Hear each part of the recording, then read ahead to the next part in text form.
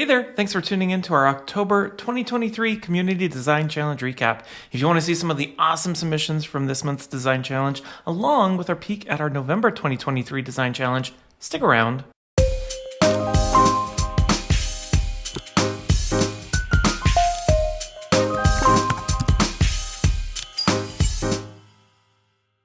Hey there folks, Tim Slade here from the eLearning Designers Academy. As many of you know, one of the many challenges that a lot of folks have when it comes to building their instructional design and e-learning development skills, along with creating samples of work for their portfolios, is having the opportunity to practice on real-world projects in a practical way. And so that's exactly why we created our monthly design challenges inside the eLearning Designers Academy, to help you put your skills into practice and build samples of work for your portfolio without all of that stress and uncertainty that comes with picking your own topic. And so each month we issue a new challenge which provides a real-world topic and prompt based on a hypothetical company. And as part of the challenge, participants are tasked with developing a complete e-learning course to solve a specific set of learning outcomes. Now, the best part of the challenge is that we also provide a style guide and brand assets for the hypothetical company, which provides guidance on the use of fonts, colors, images, logos, and much more.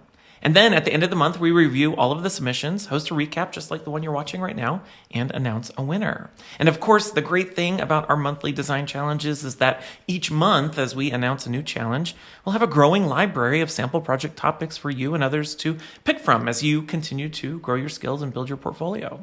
So with that said, let's take a look at the details from our October 2023 challenge, check out our top submissions along with our winner, and I'll give you a look at our November 2023 challenge. And of course, if you happen to be following along with me, check out the links down in the comments where you can see the details for this month's challenge along with all of our submissions. All right, so here we are inside the eLearning Designers Academy, and let's look at the details from our October 2023 Design Challenge. Now, for this particular month, we decided to move away from our How to Make a Moscow Mule topic from last month and the cybersecurity topic from the month before, and we decided to move into a more soft skills related topic. And soft skills topics can be hard to create meaningful training on because they're contextual, and how do you create scenarios on those? Those can be a little bit more of a challenge.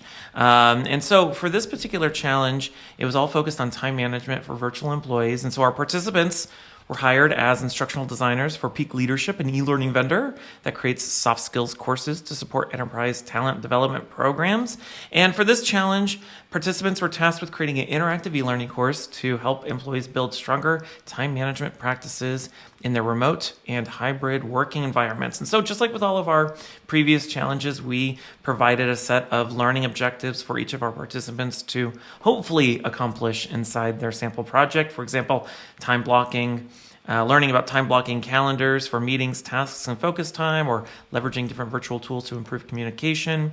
And of course, we provided some requirements and constraints, and then ideas for ways that participants could present their content. For example, using slide layers to show learners various schedule management techniques, or lightboxing a screen recording of productivity tools, or highlighting key terminology, steps, reminders with a click to reveal interaction. And of course, just like with all of our other challenges, we provided a style guide for our hypothetical company, Peak Leadership. As you can see here, we decided to do something that was bold, simple, bright, modern. So we have our Peak Leadership logo here with a couple of different options, some fun colors, and of course our fonts. And like every other month, it's always amazing to see the different ways folks interpreted the style guide into their own submission. So with that out of the way, let's go ahead and start looking at our top submissions from this month. All right, in no particular order, the first of our top submissions comes from Meredith Radford on time management tips for remote workers. Now, as we take a look here at Meredith's submission, I can't help but to comment and appreciate the wonderful design skills that Meredith has included in her project. Meredith happens to have a background in visual design, and what I love so much about her project is it definitely shows in the design of her course. And while she chose to adapt the style guide a little bit differently from some of the other submissions, it still was a very cohesive, well thought out, consistent design. And of course, she did use our yellow color from our style guide. So we'll go ahead and jump in here with our begin course button here.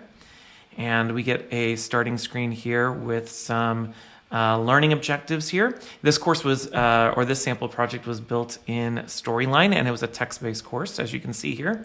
So focusing on managing time in a remote setting offers the benefits, creates boundaries, increased productivity, and improves accountability and quality of work. Very good. We'll go ahead and click next here. And then, of course, here are our learning objectives. So after completing this course, we'll be able to time block calendars for meetings, tasks, and focus time, promote strategies to achieve balance in schedules, and select and leverage virtual tools to improve communication and productivity. Now, what I really like about what Meredith did here, and this is a technique that I've used in my own courses, is that, Meredith could have very easily chosen to just put some bullet points on the screen with very stereotypical bullet points, but she decided to take each of these objectives and pair them with a meaningful icon and put them in a box, and all of a sudden these, what could be a list of really boring bullet points doesn't look like that anymore, right? And so it's a really great strategy of taking, like I said, what could be boring bullet points and presenting it in a way that's a little bit more visually interesting. So I wanted to acknowledge that. All right, I'll click next here. And we have a transition slide here to get started. So I'll click next. And we have our menu here. So select a module to begin or press next. So I'll go ahead and click on here to create a schedule. And, like I said, Meredith's project is a text-based course, so we have some on-screen text here with some navigation. And, one of the things I've always said to be true is that when you create a course that's text-based, it can be really hard balancing the amount of text you have on the screen with visuals. And I think Meredith did a really good job, especially as we look at the layout of this slide here. And then we have some interactive components. For example, this click to reveal for a calendar, so we can see different strategies for setting up a calendar, which I love. And again, if you want to look at this in more detail, check out the links down in the description. So we're going to click next here. Here we have a click to reveal to learn about the different types of time management strategies. And I imagine Meredith created these because they're all very consistent. They look fantastic. So we can learn about the Pomodoro method, whatever this method is called. I'm not going to try and pronounce it. The Eisenhower method, Parkinson method, so forth and so on, time blocking. I didn't know there were so many different time management methods, so I'm learning something for sure. Pickle jar method, I love it. All right, we'll click next here. Again, we have a slide here about prioritizing tasks. Again, a good layout with a good image, simple text. Try this proven prioritizing method. We have another click to reveal, delete, do, defer, or delegate. Love that. And then design a workspace.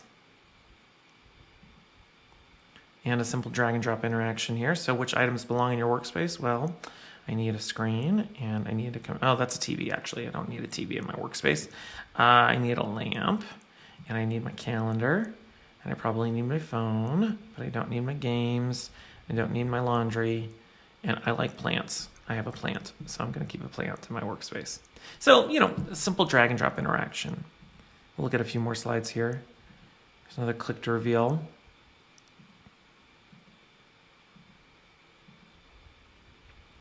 Very simple design here. Minimizing distractions. And again, some more interesting interactions. We can always go back to the menu here, continue learning, and of course we have our job aid, which we can download here, which is very visually consistent with the design of the course. So thank you so much, Meredith, for participating. Wonderful submission, and I encourage you all, check out the link down in the description if you want to check out Meredith's project. All right, the next of our top submissions comes from Bethany Souza on time management for remote workers. Now, what I really love about Bethany's submission here before I click the begin button is I feel like Bethany's submission does a wonderful job of showing how simple a design can be, but one that can look good, be visually consistent, and a really fantastic use of visual communications to help us see what it is that Bethany was trying to share with us on screen.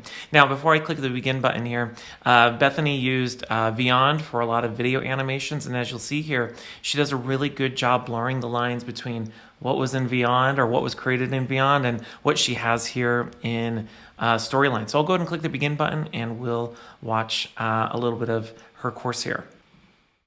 In today's dynamic work environment, mastering the art of time management is crucial. This course is designed to equip you with practical skills and strategies tailored to the unique challenges of remote work settings. From effective task prioritization to optimizing virtual collaboration, we'll guide you through essential techniques that empower you to take control of your time and boost productivity. Get ready to navigate the complexities of modern work life and emerge as a more effective and efficient remote worker. All right, so wonderful use of animations and visuals. And, what I want you all to notice as we click through Bethany's course here is that the design of it is actually really quite simple. It's 3 colors. It's yellow, black, and white. And it's amazing how, like I said, how clean of a design, consistent of a design that you can create with such simple design elements. So I'll go ahead and click the next button here. And we have a text-based slide here. And like I said, I think what Bethany does is a really great job of mixing the Beyond videos with what you have here, which is a slide and storyline. And sometimes it's hard to tell where the Beyond part ends and the slide part begins, because I think what Bethany did a really good job of is pulling out some of those graphics from Beyond and using them on our slides. So we have our learning objectives here, pretty standard. I'll go ahead and click next here. Maintaining focus and accomplishing tasks can become challenging when juggling numerous competing priorities. Time blocking is a powerful time management technique that involves scheduling specific blocks of time for different tasks and activities. Rather than a traditional to-do list, time blocking provides a structured approach, allowing individuals to allocate dedicated periods for meetings, focused work, and other priorities. This method enhances productivity by minimizing multitasking and interruptions, providing a clear framework for managing tasks efficiently. All right, another great slide with some good visual communications and animations. I'll click next here. Again, we have some text about time blocking. Again, using some of those images from Beyond, using them on our slide, creates this very consistent experience.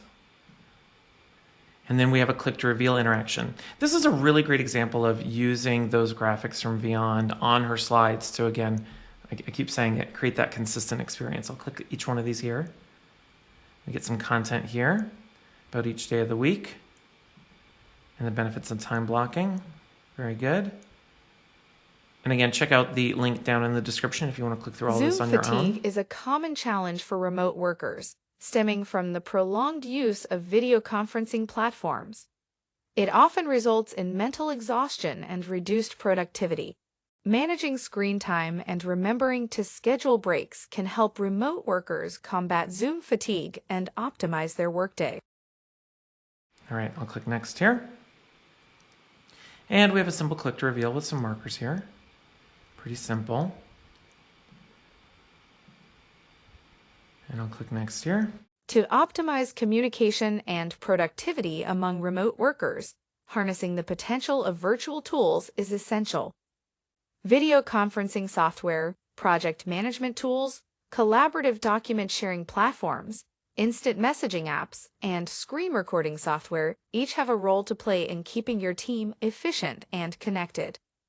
By integrating these virtual tools into your workflow, you can enhance communication and productivity, promoting effective remote work practices.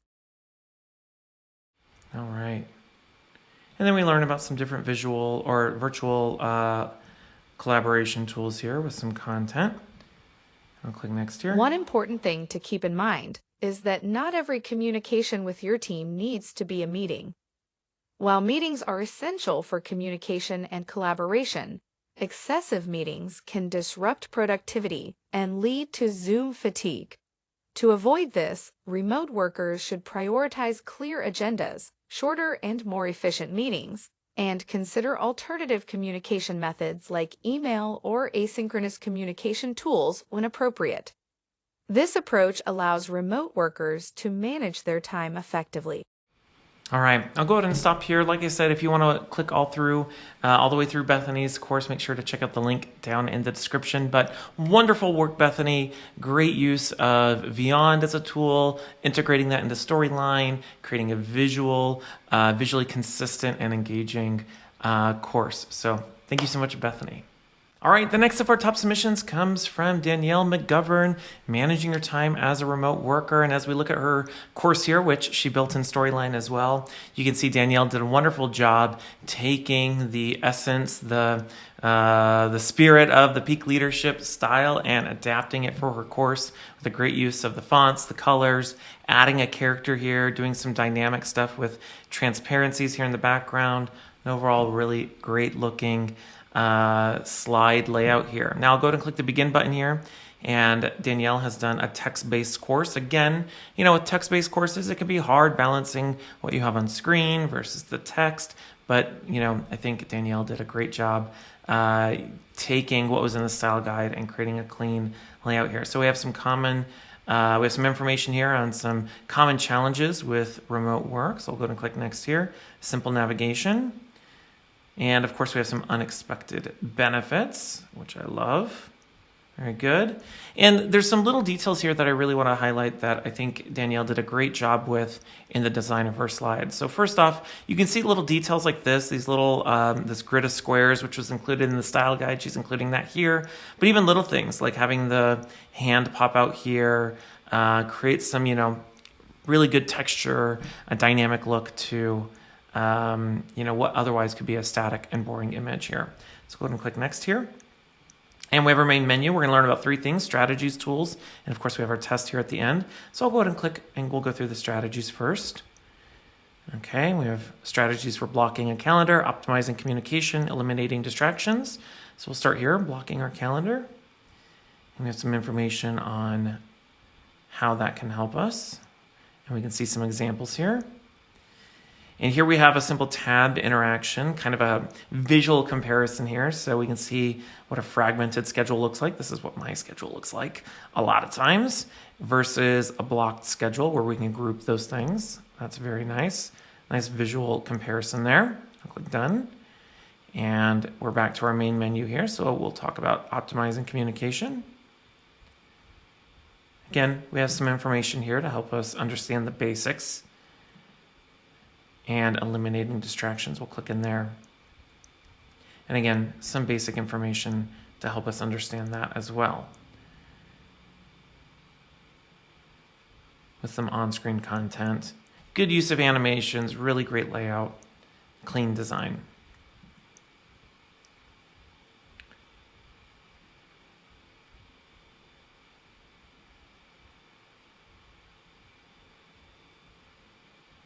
Wonderful use of these little sticky notes. Again, this is a great example where these could have easily been some boring bullet points, but the way Danielle has repositioned these with an image, sticky notes, great way to display that information in a more interesting way, if you will. All right, we'll go back to our main menu and we'll go down the tools path here. And we have a simple drag and drop. So drag each virtual tool to the monitor to learn more. So we'll learn about this here. So we have some virtual calendar tools. Google Calendar, Calendly, Asana, etc., etc. We have, what do we have here? It's loading, it's thinking about it. Team chat programs, okay. The other thing too that I liked about Danielle's design is that anytime I can go back to the main menu, so I'm going to go back to the main menu and we're going to jump straight into the test here. And you can see it's tracking my progress. We're going to go into the test section here. And before we jump into the test, one thing that I really liked that Danielle included here is this programming note. And this is something I'm usually a big proponent of in portfolio projects. So in this programming note, Danielle says test has been left unlocked to allow viewers to access each component. Alternatively, the test can be locked until users view the strategies and tools section. So this is a really great way to let a prospective hiring manager or client understand the intention behind your design. So in this instance, Danielle left the whole thing open and unlocked so I can go ahead and explore it. So if I were a hiring manager or a client, I wouldn't be locked down. And so including something like this, I think, is very helpful. It helps us better understand Danielle's thinking. All right, so ready for remote work? We have a journey here. Okay, you landed a remote position of your dreams. You anticipated a learning curve, but now you can't shake the feeling of being constantly disorganized and behind schedule. What do? We work smarter, so let's learn about that, all right? So we're going to do some scenarios here. And if we get stuck, we can click on the logo Our logos are a little helper. I love this. Very good, with an encouraging message. I'll click next here. In challenge 1, awareness is the first step to prevention. Can you identify the 7 potential distractions in this home? I'll click begin. Now, what I really like about this interaction that Danielle has built here is a lot of times you hear people talk about how important everything needs to be scenario-based or performance-based when it comes to interactions. And that's not really always the case. What I like here is this is more of an experiential interaction where we have to identify potential distractions, right? So, for example, here's our peak logo that can help us, but maybe the lighting can be a distraction, right? If it's too bright, too dim, okay? And you can see as we click on each one, and they show up here in this little sidebar here. So what else can be a distraction? Computers. A computer can be a distraction, especially if we are watching YouTube all day. Our pets, those can be a distraction, right? Okay, what else can be a distraction? Chores. Yes, chores can be a distraction.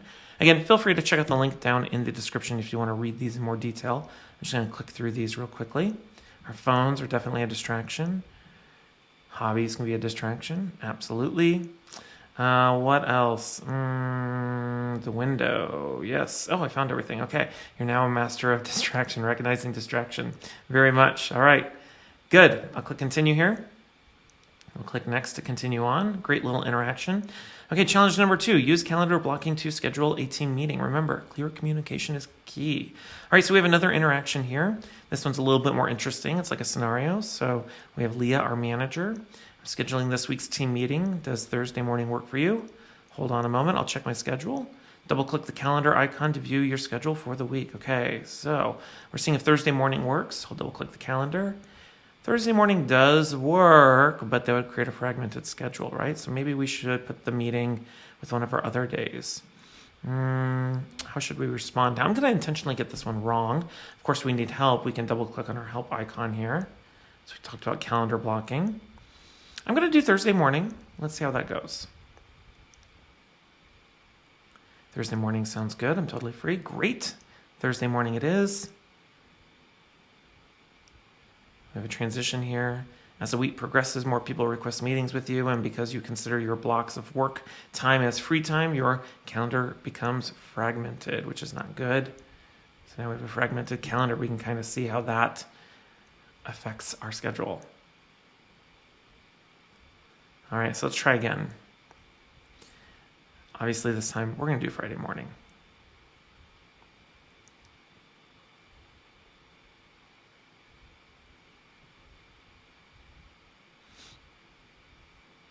Once again, another transition, and as the week progresses, Friday morning seems to work out for us because now we have our uninterrupted time on Thursday. Well done, very good. Okay, now we have a third challenge. Technology is your friend. Can you select the right tool for the job? I hope so. Okay, your team needs a platform for hosting virtual meetings. Double click the icon of the appropriate program. Obviously, Zoom. Very good. We got our star. You want to create an action map for your next project. Meister, I think that's what it is. Very good. I'm going to get this one wrong. You want to coordinate schedules. Maybe that's going to be Slack. Okay, we'll try again with Calendly. Very good. All right, so I'll stop there. Wonderful work, Danielle. Great use of presenting content. The interactions were really well-rounded course. Good work. All right, so the last of our top submissions comes from Lan Kao, and the reason I decided to include Lan's submission is because out of all the other submissions, I felt like hers was the most interesting in terms of how she chose to submit her work, considering that she technically didn't have an e-learning authoring tool to develop in. And so the reason I'm including Lan's submission is because A, it was beautifully designed, but I think it's also a really great way to alternatively showcase your design skills, your development skills, your instructional design skills, even if you don't have an e-learning authoring tool that you can use. And so this particular submission that Lan created for this month's design challenge was built 100% in PowerPoint. And then what she did is she recorded a video to walk us through it and explain some of her thinking along the way and how the interactivity would work. So I'm going to hit play here and we'll watch it for a moment or so. But again, make sure to check out the link down in the description if you want to watch the whole thing on your own end. So we'll go ahead and click play here. So let's get started. When you first begin the session, there is a audio check, and it does make a noise in the PowerPoint, but not here. Here's the main menu. You can click and go back and forth through the lessons. This is sort of all scenario based, so you're in the office and you've just gotten all of these team meeting things or expectations for time management, and so you can kind of click through. Ideally, you're hovering over or clicking on the time blocks, and this is the first interactive element.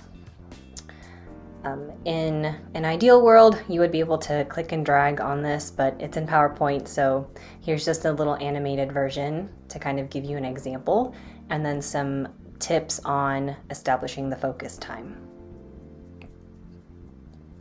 Then there is an example calendar here, because it does vary, so it's just providing an example, and then moving on to the next scenario. Again, using those the time blocks from the team meeting notes. These are hover interactive elements.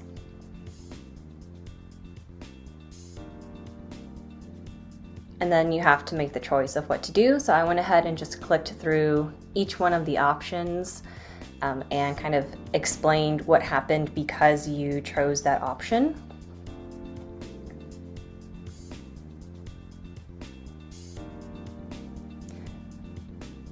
And there are actually two sort of correct, there's like a good answer and then a better answer. So I allowed for both, and then just made sure to explain that there was the better answer. And then this is the next scenario. You're in a team meeting and going through a couple of issues that the team is facing. And this is how I introduce some additional productivity tools. All right, I'll go ahead and pause that there. But wonderful submission, Lan. And I think, I really want to encourage folks to recognize that even if you don't have an e-learning authoring tool, tools like Storyline are so similar to PowerPoint. And so you can mock up a whole course and even, make it sort of function with some hyperlinks. And it's the next best thing of showing how you can make something that's instructionally sound and interactive. And if I were to put my hiring manager hat on, I could very easily see how something like this could very quickly and easily be built and adapted in Storylines. So I love the way you designed this, Lan, and thank you so much for submitting it this month. All right, so that was a look at our top submissions for this month's challenge. It's now time for us to crown a winner for this month's challenge who will be issued a $100 Amazon gift card. Now, before we do that, I want to share a bit about how we evaluate the quality of each of our submissions. When picking our top submissions and, of course, selecting our winner, we look at it from 5 different angles. First, user interface design. What was the course easy to use, accessible, and intuitive to navigate? Second, graphic design. Did the course author apply solid graphic design techniques, and how well did they adapt the style guide to their course? Third, visual communications. Did they use the screen to help me see what they were trying to say? In other words, did they use meaningful imagery and animations? Fourth, instructional design. How well did they create a true learning experience with performance-based interactions rather than just an information dump? And finally, overall completeness. Does the course feel like a complete piece of work?